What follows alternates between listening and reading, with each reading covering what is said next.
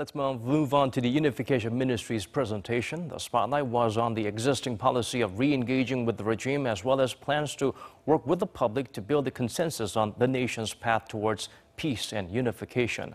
Kwon Jang-ho provides a closer look. The Unification Ministry presented its policy goals on Wednesday with two broad agendas. The first was to carry out the objectives outlined in President Moon's Berlin address last month. That involves re-establishing lines of communication with the regime and continuing to pursue talks to end border hostilities and restart separated family reunions.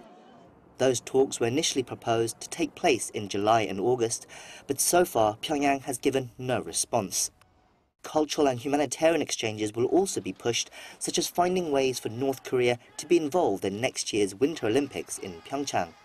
However, it's the ministry's second aim of involving the public more in its future policies that is perhaps a departure from before.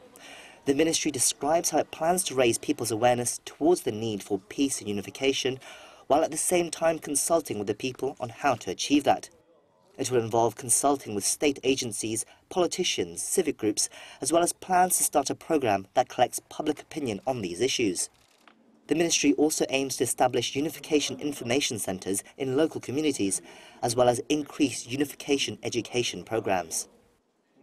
Although the Moon administration has once again called for dialogue with North Korea, there's now an emphasis on public consensus, highlighting Moon's pre-election pledge to communicate more with the public. However, with such a thorny issue like North Korea, opinions are likely to vary, and focus will now turn to whether they can indeed be reflected in future policy. Kwon Jang-ho, Arirang News.